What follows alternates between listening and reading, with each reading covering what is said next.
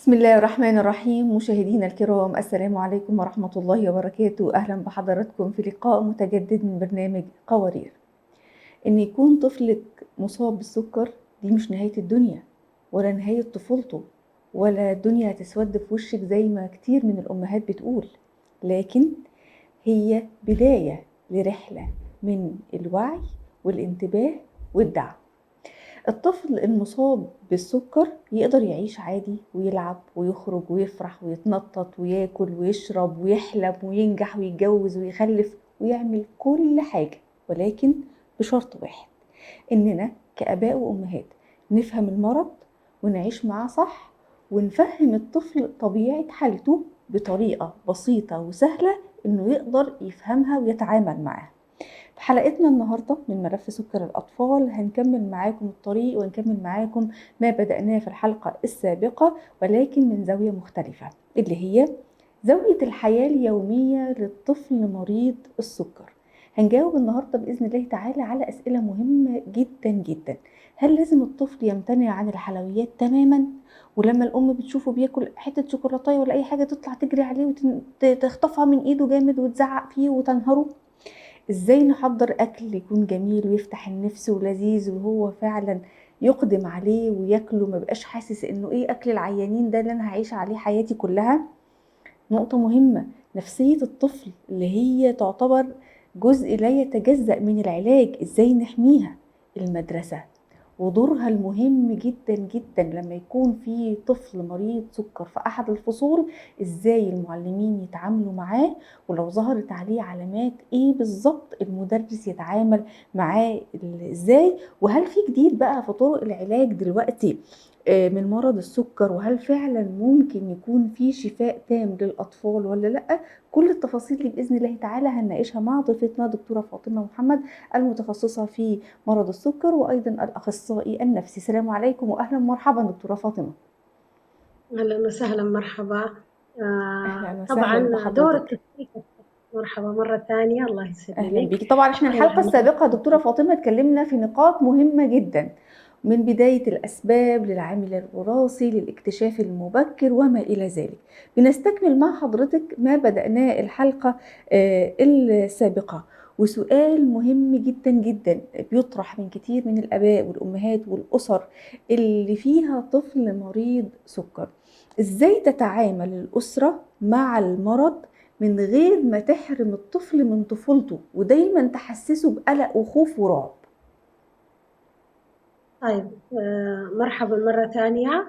الطفل هو المحصلة للأسرة، هو عماد الأسرة، والأخوان أمه أبوه جدته أعمامه، دول كلهم الأسرة الممتدة. بتبتدي من الأم والأبو إصلاح الطفل ووضعه في الطريق الصحيح. كيف بيكون هذا الشيء؟ أول حاجة نحن يكون نظامنا الغذائي ثابت للبيت كل واحد، يعني أصلا ما يتميز الطفل من الأسرة. إيش ما وضع في الطاولة يكون لهم كلهم. احتمال ممكن بعض الأحيان بعض الاختصاصيين يقولوا لك لا قللي النشويات، قللي. لا، الطفل أديه كامل حريته يأكل، والبديل بيكون هو العلاج الأنسولين. طالما إنه مثلا يعني دائما خصوصا السنة الأولى والسنة الثانية، السنين الأولى المبكرة من حياته، لابد إنه أنت قاعد تغرسي أخلاق وتغرسي فيه ثقته في نفسه، كيف يدير نفسه، إدارة الذات لنفسه.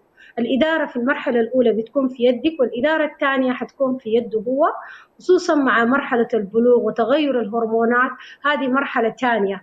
الطفل ما فقط ما إذا يحرم منها أو يعطى، هو سلوك نمشي عليه، سلوك غذائي ثابت. دائما لما نحن نخلي السلوك الغذائي فيه نوع من الثبات والاستقرار مع عدم الحرمان، بيكون عندنا يعني استقرار في السكر. يعني مثلا الطفل انك انت متعوده مثلا ياخذ الفطور الساعه 8، والمكون بتاعه في الفطور يعني مثلا نقول حبتين توست، تفاحه، برتقاله، مم. مثلا بيضه. اذا مم. هو لانه نحن مهم جدا النظام الغذائي يشمل النشويات والبروتين، ويشمل الخضار مم. والخضروات مم. والنشويات. دائما لازم بتكون جميع انواع مصنعات الدقيق، حتى الخبز الاسمر والابيض ما ايوه. يفرق كثير. كل واحد الحسبة النشوية وفي نسبة رفع السكر، فمع الجلوس مع أخصائية التغذية وأخذ حصص كاملة من أخصائية التغذية مهم جدا. وحتى الحين ما شاء الله اليوتيوب مليان، ممكن تشوفي النظام الغذائي لمريض السكر أو الطفل المصاب بالسكر رقم 1، يعني حتجدي عشرات المعلومات، وخصوصا لو أخذتيها من مصدر أخصائية التغذية عن حاجة اسمها حسبة النشويات مقارنة بجرعات الأنسولين. هذه الأم والأبو لازم يتعودوها، ودي حسبة يعني علمية، يعني احتياج الأنسولين، احتياج كمية الأكل مع احتياجه لجرعات الأنسولين. وهذه مرحلة عشان كده هي مرحلة ممتدة، ما بتقف في عند مرحلة معينة الأم والأبو، لأنه كمان كل طفل مميز بطريقته، مميز في نشاطه البيتي، مميز في كمية الأكل وسلوكه الغذائي. لكن لو نحن جينا قلنا له والله أنت الحين عندك سكر ما تاكل وندخله في مرحلة الحرمان أو التميز من أفراد الأسرة، الطفل أنت كده قاعد تغرزي فيه صفات سيئة جدا. عشان كده ما يكون في حرمان، ما في حرمان. حتى الشوكولاتة قاري ياكل حتة صغيرة، لازم نحن نتعامل معه. موضوع الشوكولاتة ده بقى يا دكتورة فاطمة والحلويات، يعني المتعارف عليه عند كتير من الأمهات، أول ما بتشوف ابنها أو بنتها بتاكل حاجة حلوة تطلع تجري عليه، تنقض عليه، تاخدها منه، ما تاكلش حاجة حلوة، أنت عندك السكر، أنت عايز تموت نفسك، ده كده غلط، وأبدا أبدا ما تاكلش حاجة حلوة. فإحنا عايزين نرد عليهم علميا ونفسيا برضو عشان خاطر الطفل. طيب أنت إذا أنت مثلا دائما حطي نفسك في مكان الشخص، هل أنت مثلا كل ما أنت حرمتي من شيء كنت بيكون عندك رغبة؟ ممكن الطفل ده ما كان بيحب الشوكولاتة وبيكره الممنوع السكريات، مرغوب معروفة يعني. مجرد ما يصاب بالسكري حيطلب انه ياخذ كميات كبيره. فعشان كده الحرمان ما كويس، نحن نديه مقابل جرعه تصحيحيه، يعني ما في شيء، ما هي مشكله يعني. وخصوصا انت يعني قدام المجتمع، قدام اخوان واهله، ما تخلي احد الانتقاد هو اللي حيغير على الطفل. بعدين حيكره السكر، حيكره ياخذ لك الانسولين، حيتنوم مستشفيات اكثر من مره، وحتبتدي معاه مشاكل اللي هي السكر اللي هي سيئه. يعني انت كانت مقدمتك جميله جدا انه الطفل ممكن يعيش، وانا شفت ناس زملاء دكاتره هم مصابين بالسكر وهم بيعالجوا مرضى السكري. يعني انت ايش ما تغرسي في طفلك هي ما مساله اكل وشراب، بقدر انها مساله سلوك ونظام حياتي تسير لطفلك صحي. بالظبط، ممتاز جدا يا دكتور. طيب موضوع الوجبات المتناسبة لطفل مريض السكر، بعض الأمهات من كتر خوفها عليه بتأكله أكل احنا بنسميه بالعامية أكل العيانين، كله مسلوق، ما فيش رز ومكرونه نهائي، العيش كله اسمر، يعني بتبقى مشدده عليه قوي قوي لدرجه ان الطفل بيخس زياده، علشان هو ما بياكلش، ما بيخسش من السكر بس، لا علشان هو مش حابب الاكل اللي هو بيتعمل له في البيت. فاحنا ازاي نعمل له وجبات مناسبه لمرض السكر ولكن تكون جميله وحلوه وتفتح النفس كده ويقدم عليها؟ والله هي حتقدر تستمر على نفس الوجبات بتاع مريض السكر، بيكون صعب جدا. يعني ما في أي حاجة اسمها حمية مريض السكر. أول حاجة في اللي اسمه النظام الصحي السليم، كثير من الخضار والسلطات والفواكه والنشويات وأي شيء يقدر يأكله. أهم حاجة الكمية، وعادة الأطفال ما يعني مثلا ما بياكلوا كميات كبيرة إلا في حالة إذا كان السكر مرة مرتفع، معناها الأم جرعة العلاج وجرعة الأكل اللي قاعد يأكلها ما متناسقة. فلا بد إنه مثلا الطفل تديه كامل الحرية، وديتيه مثلا مطاعم ياخذ زيه زي اخوانه، بس نحن نحسب كميه الانسولين اللي يحتاجها في نسبه الاكل اللي حيتناوله. اما انك انت تعملي له اكل مسلوق وتحطيه على حميه، هو حيسمعك سنه 6 شهور بعدها ما حيمشي، وانت ذاتك حتملي. فعشان كده التغيير يكون للاسره كامله، ويكون أكلنا صحي. حتى لو بتعمل مثلا بسبوسة، شوكولاتة، أي شيء يكون قليل السكر، يعني هي ممكن تجيبه وفي محلات بتبيع. ولو هو الطفل عادي زيه زي أصحابه دار يأكل شيبس، خليه ما مشكلة، لكن مقابله نديه أنسولين، ومقابله لازم تبني فيه الثقة، لأنه الولد ده كل ما حرمته حيمشي يقعد تحت السرير ياكل الدايم. بالظبط وممكن لا قدر الله يحصل له غيبوبة فجأة والأم ما تعرفش بسبب إنه بياكل من وراها. بعدينك لما يكبر شوية حيعاندها، حيقول لها ما عندك دخل.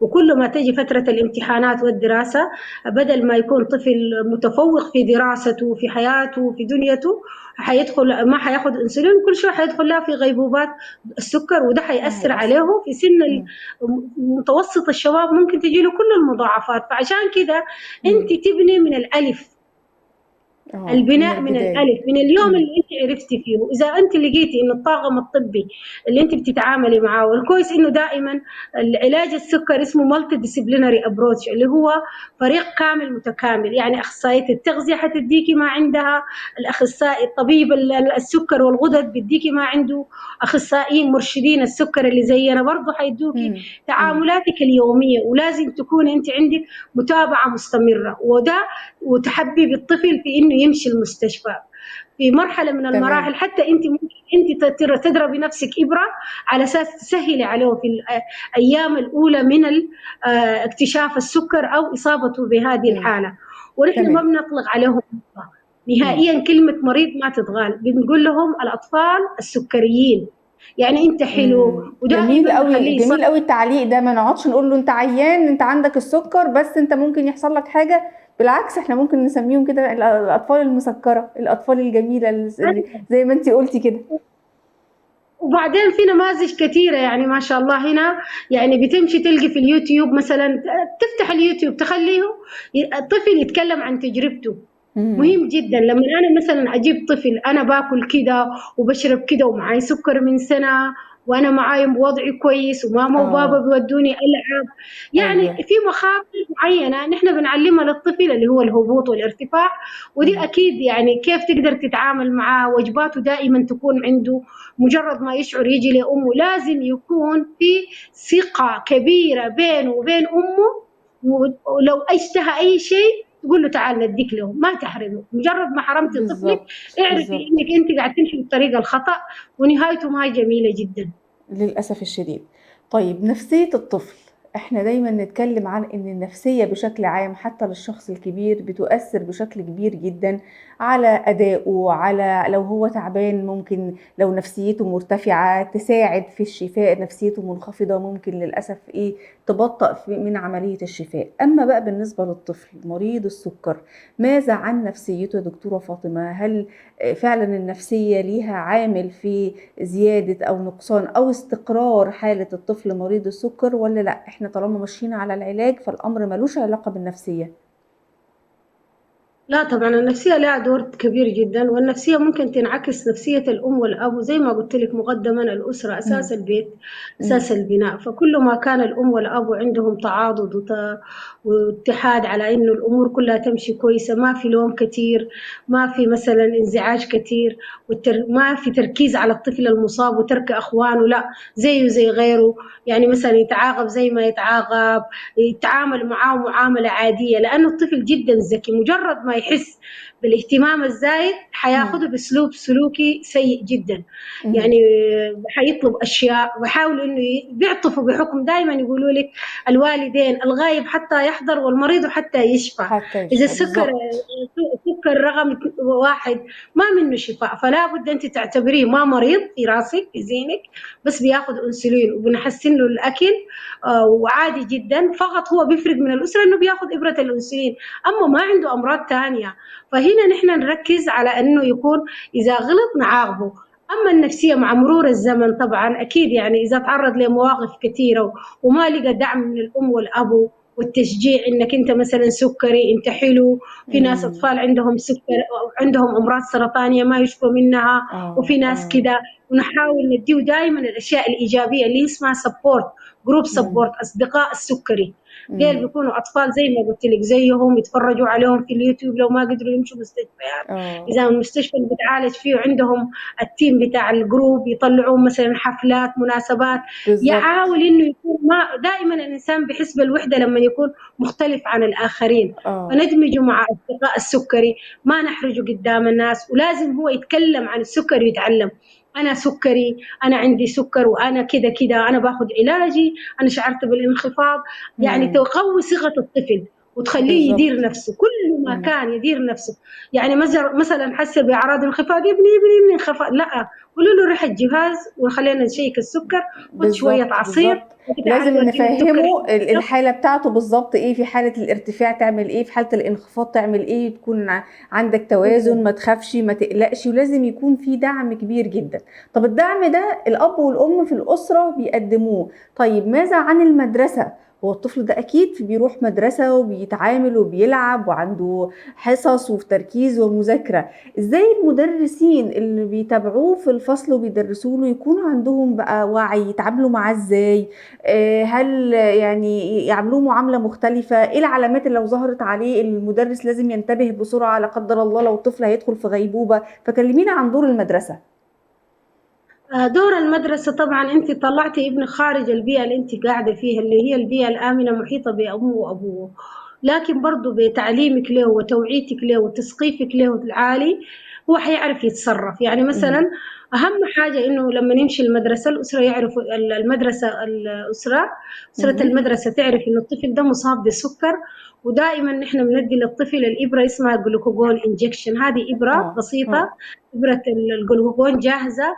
إذا الطفل لا سمح الله تعب ما قادر يركز ولا حس بغيبوبة أو الطفل فقد الوعي، على طول بنديه الإبرة نوديه الطوارئ، ودي أخطر المراحل. أما غير كده دور الأسرة إنه الولد لو دار يمشي الحمام ممكن يسمح له إمم. الأستاذ. مرات إمم. لما السكر يكون عالي الطفل دار يمشي الحمام، لما إمم. يرفضوا، هذه حاجة. الحاجة الثانية ودي آه. تعلميها له أنت كأم، أنت آه. يعني آه. المدرسة حتى إنهم يراقبوا لو حصل شيء. أيوه. وممكن بعض المدارس ترفض منك، فهل انت مثلا ما حتتعاملي؟ لا، تثقلي ابنك بالمعلومه. المدرسه دورها في حالات انه دائما بنخط لطفل مثلا زي قويشه او بنجل كده في يده انا إمم. مصاب إمم. بالسكري، لو لقوا الحاجه الوحيده اللي بنخاف منها هي الانخفاض، عشان ما يدخل في غيبوبه انخفاض السكر. الارتفاع آه. آه. بياخذ فتره طويله عشان مثلا مرحله الخطوره، ولكن إمم. لو إمم. بياكل وجباته بانتظام وغالبا ما بيحصل. ممكن يلعب كورة، يشيك بعد إمم. ما يلعب كورة، ممكن نركب له جهاز لحساس السكر، أيوه. قارئ السكر، بالضبط، هذا برضه بالضبط. متوفر. إمم. ده بيخلي انه مثلا يديه الامان، ندربه عليه يقدر يشوف السكر. الام ممكن تراقب السكر حقه عن طريق ممتاز. الجهاز. ممتاز. دي يعني ما حنقدر نقول انه المدرسه حتساعدك 100%، ربما المدرسه كمان بعض الاحيان تصل عائق ليكي، فانت آه. انت اللي حتتعدي كل التحديات دي، وانت اللي حتبني إمم. ابنك بناء صحيح. ربنا يعين وبايش كل كل ما هو الأمهات، ربنا يعين كل الأمهات ويقويهم يا رب ايوه والله. العالمين. طيب دكتورة الوضع فاطمة، هل في جديد في علاجات السكر؟ هل زراعة البنكرياس أصبحت ممكنة دلوقتي للأطفال؟ إيه أبرز الحاجات اللي طلعت جديدة في علاج سكر الأطفال؟ آه، فيها في بس يعني عندنا. بس ممكن تسمحي لي أستاذة، أنا بس عايزة إضافة على الكلام الأول، إنه مرحلة البلوغ ومرحلة التغيرات الفسيولوجية للطفل إمم. مهم جدا الأسرة تكون على وعي فيها، ودائما كل ما يمشي للدكتور يناقش المرحلة اللي بعديها. مثلا خلصنا مرحلة التعلم على الأنسولين، النظام الصحي، المراقبة المستمرة، كل مرحلة لازم إنها تمشي تتابع مع الدكاترة، هم بيضعوا لها خطة هي حتمشي عليها بكده، وحتوريهم، لأنه كل طفل ما بيمشي عليها نفس النصيحة اللي تمشي على طفل تاني، لأنه كل بالتأكيد. طفل بنعمل حاجة اسمها individual. فمهم جدا ده يلفت أنظار الأسرة إنهم يكونوا عندهم مركز ثابت، دكتور ثابت، طاقم ثابت، هم حيخلوهم يطلعوا لمرحلة الأمان بسلام. إمم. إلين يصل تمام. مرحلة المراهقة، دي مرحلة بيكون إمم. الطفل ما بين الطفولة وبين المراهقة، بحولوه لعيادات الكبار، وهنا برضو لازم الوالدين يدعموه، وهو برضو يقدر يواصل رحلته بسلام إلين يحقق أحلامه في الحياة. فالسكر ما بيكون بالنسبة للطفل عائق. إمم. نرجع للسؤال اللي هو هل في الجديد جديد في علاجات في السكر. علاجات السكر؟ العالم الذكاء الاصطناعي مليان الحين، شغال بقوة في اكتشاف أو أشياء تسهل حياة الشخص المصاب بالسكر. منها طبعا حاجة اسمها artificial بنكرياس اللي هي البنكرياس الصناعية، ودي مرة جدا إذا المريض قدر يتحصل عليها بيقدر، يعني هي زي البنكرياس الطبيعية وبيكون معاها حساس، بدي كل القراءات للحساس وبيبين له إنه سكر وكده، يحسب له كمية الأكل، وعلى ضوء الأكل بيحسب له الجرعات، وإذا في انخفاض بينظره، إذا في ارتفاع بيزود الجرعة من عنده تلقائيا. وهذه نوعا ما مكلفة، والطفل والأسرة ممكن يتدربوا عليها بقوة. وفي بعض البلاد يعني هي جزء أساسي من الناحية العلاجية زيها زي الأدوية. في بعض البلاد الثانية ما، لأنها مكلفة شديد.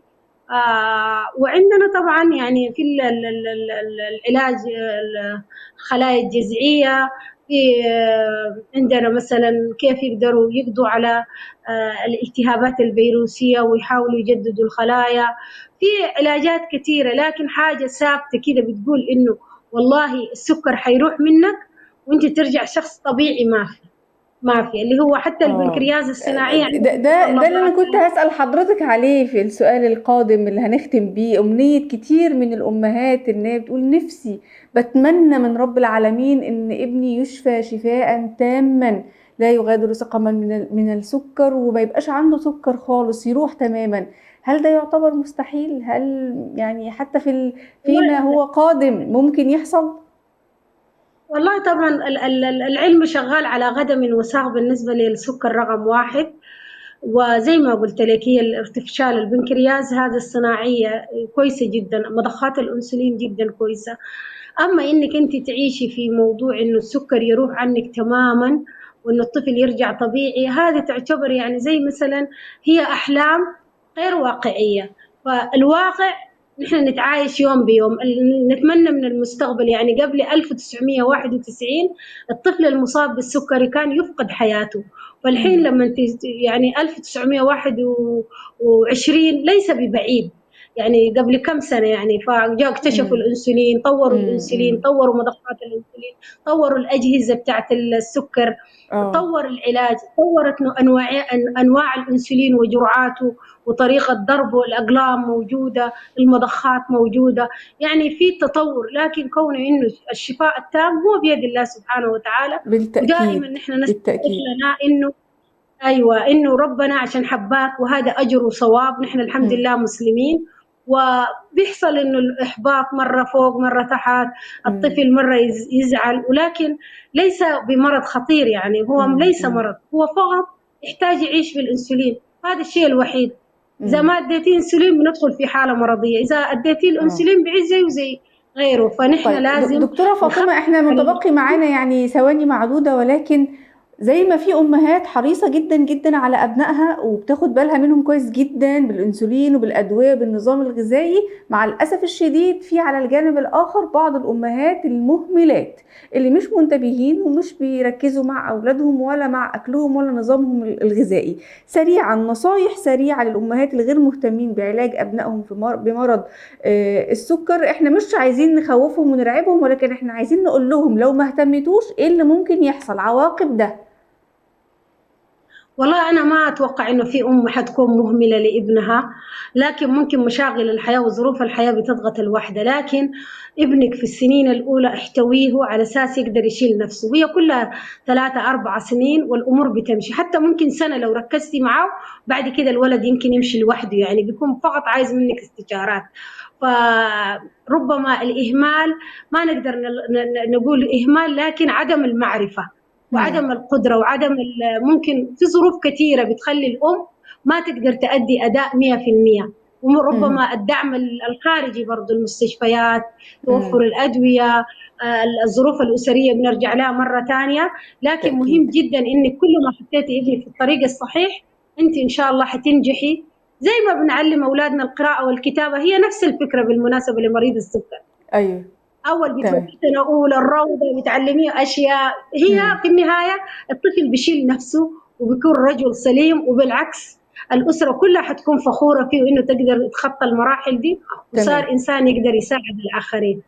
تمام، أشكرِك جدًا في النهاية دكتورة فاطمة محمد المتخصصة في مرض السكر، وأيضًا الأخصائي النفسي على وجودِك معانا وعلى هذه المعلومات الرائعة، وندعو الله سبحانه وتعالى بالشفاء العاجل والتام لكل مرضانا ومرضى المسلمين وأطفالنا وأطفال المسلمين أجمعين يا رب العالمين.